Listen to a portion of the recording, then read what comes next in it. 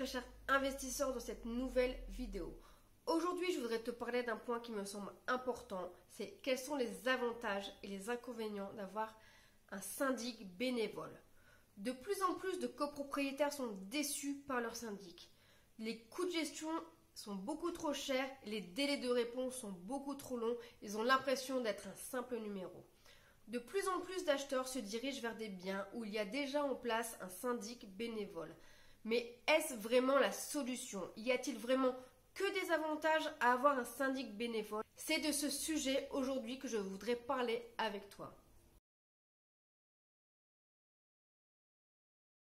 Le premier avantage, c'est qu'il n'y aura pas d'honoraires de syndic. Tu vas pouvoir gagner, si je prends un exemple d'une petite copropriété de 4 ou 5 appartements, puisque si tu mets un syndic bénévole, c'est forcément une petite copropriété. Il ne va pas s'amuser à gérer 60 silos, c'est beaucoup trop long et beaucoup trop de travail. Donc une petite copropriété, cela coûte entre 1000 et 2000 euros. Donc tu vas pouvoir gagner 1000 ou 2000 euros par an. Enfin forcément, les 1000 ou 2000 euros sont divisés par rapport au nombre d'appartements, ce qui est logique. Et le syndic bénévole n'aura pas forcément beaucoup de travail puisqu'il y aura que, par exemple, le ménage des parties communes si vous décidez de prendre une entreprise extérieure ou simplement l'électricité des parties communes. Tandis que forcément, si c'est une grosse copropriété, il y aura déjà l'électricité des parties communes, le ménage ainsi que peut-être l'entretien de l'ascenseur, la téléphonie pour l'ascenseur parce que forcément il ne faut pas que tu restes coincé dedans et si tu restes coincé dedans, il faut que tu puisses avertir quelqu'un. Donc il y aura beaucoup moins de travail pour le syndic bénévole. Le deuxième avantage, c'est que les délais d'intervention seront beaucoup plus rapides puisque bien souvent le syndic bénévole est un des copropriétaires et il habite souvent dans l'immeuble. Donc il est forcément impacté lui-même et tout de suite. Donc il fera en sorte que les délais pour les travaux soient beaucoup plus rapides. Par exemple, imaginons que la porte d'entrée ait été forcée, et forcément il va contacter très rapidement un serrurier pour faire en sorte que la copropriété soit protégée. Le troisième avantage, c'est la maîtrise des coûts.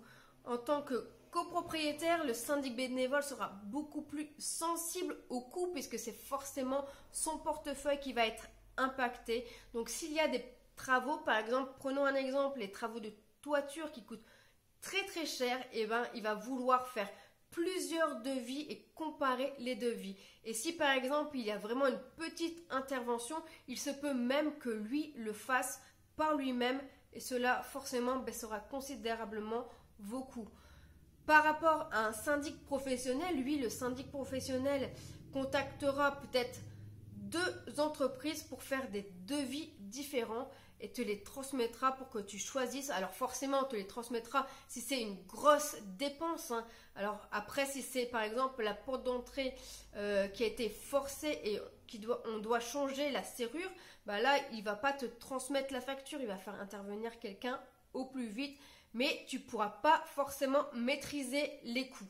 Donc, comme tu peux le constater, avoir un syndic bénévole présente pas mal d'avantages, mais il n'y a pas que des avantages. Et moi, aujourd'hui, je voudrais te parler des inconvénients puisque personne ne te parle de ce sujet. Alors moi, je vais t'expliquer tout de suite les inconvénients que j'ai pu constater tout au long de mon métier.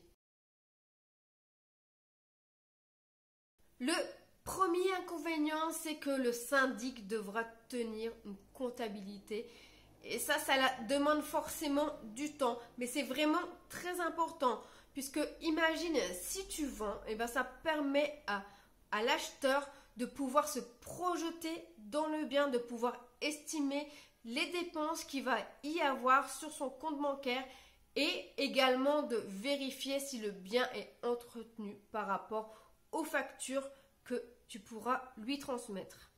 Et cela est vraiment très important également lorsqu'il y a un investisseur qui veut acheter ce bien, puisque l'investisseur sera obligé de provisionner certaines charges sur le locataire et à chaque année, il devra faire une régularisation de charges et ça c'est vraiment très important.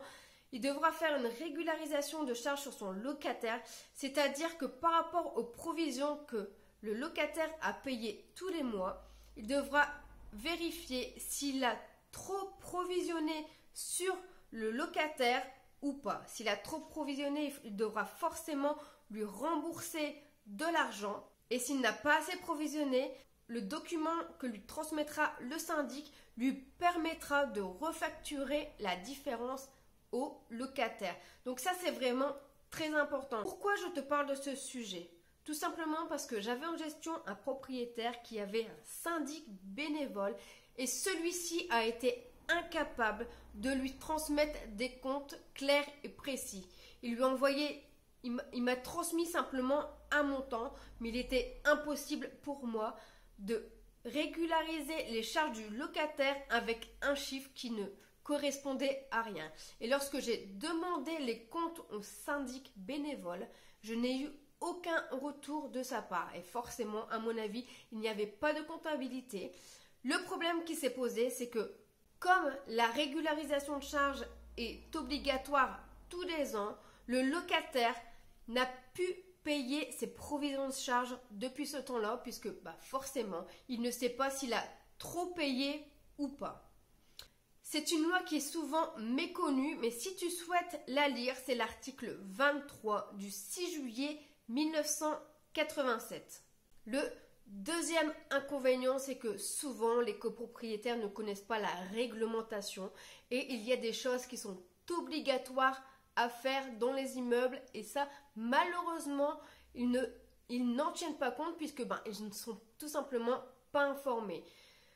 Comme par exemple, lorsque j'ai acheté mon premier appartement, je me suis rendu compte que je n'avais pas d'assurance sur l'immeuble. Et il n'y avait aucune assurance sur l'immeuble, ce qui peut être très très grave.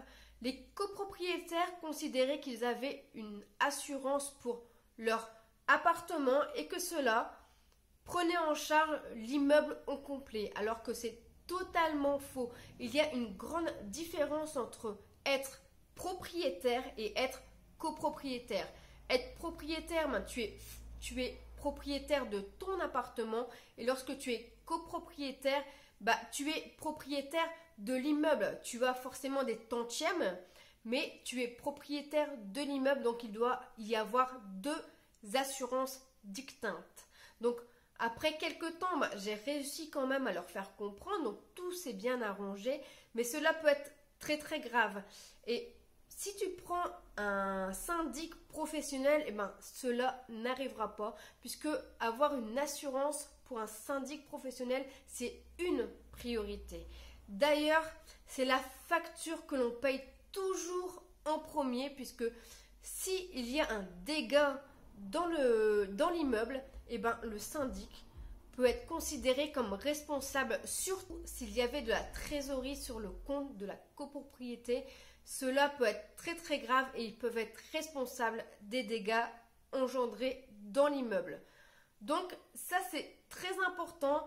Malheureusement, beaucoup de copropriétaires ne connaissent pas les réglementations. Il y a des choses à faire dans les immeubles. Il ne faut pas croire qu'il n'y a rien à faire.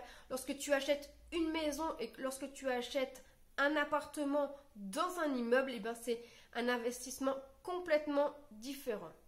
Le troisième inconvénient, c'est qu'il peut y avoir des conflits entre copropriétaires et ça peut être vraiment très compliqué. Il peut y avoir des conflits, mais bien souvent c'est pour des queues de cerises, mais les conflits sont quand même là. Donc avoir un syndic professionnel permet d'avoir un médiateur et d'atténuer les conflits, puisque lorsqu'il y aura un problème dans la copropriété, il faudra que tu envoies un mail à ton syndic professionnel et lui gérera les problèmes. Donc c'est très important, surtout lorsque tu es en assemblée générale et qu'il y a des difficultés sur un point. Le syndic professionnel permet d'avancer et d'atténuer toute cette tension et aussi de pouvoir avancer et de prendre une décision. Le quatrième inconvénient, c'est imagine si un des copropriétaires ne paye pas ses charges. S'il ne paye pas ses charges, eh ben forcément, il y a des factures que tu ne pourras pas payer. Par exemple, ça peut être des factures d'électricité, dont l'électricité des parties communes peut être coupée. Et dans ce cas-là, que doit faire le syndic bénévole? Quelle est la procédure? Alors, il faudra forcément qu'il fasse des mises en demeure, mais si les mises en demeure ne suffisent pas, que doit-il faire? Eh bien, lorsqu'il y a un syndic professionnel, il y a très peu d'impayés, puisque le syndic professionnel connaît très bien les démarches à faire si le copropriétaire ne paye pas. De plus, et c'est pour ça qu'il est très important de tenir une comptabilité, puisque si par exemple le copropriétaire qui ne paye pas vend le bien, tu devras transmettre un prêt-état daté à ton notaire et cela sera pris en compte lors de la vente. Et donc, ce qui veut dire que avec la vente, il y a une partie de la vente qui sera pris en compte pour payer les charges de copropriété. Donc ça, c'est vraiment très important. Et donc, forcément, si tu es un syndic bénévole et que tu n'as pas de comptabilité, que tu ne sais pas justifier qu'un des copropriétaires doit autant à la copropriété, eh ben, tu ne retrouveras jamais cet argent. Donc, c'est vraiment un point très important. J'espère que cette vidéo t'a plu et que tu as pu mieux comprendre les avantages et les inconvénients d'avoir un syndic bénévole. Maintenant, c'est à toi de prendre ta décision, savoir si tu préfères acheter avec un syndic professionnel en place ou un syndic bénévole. Alors forcément, tu as vu, il y a des avantages et des inconvénients dans les deux cas. Et moi, je te dis à bientôt pour une prochaine vidéo. Salut!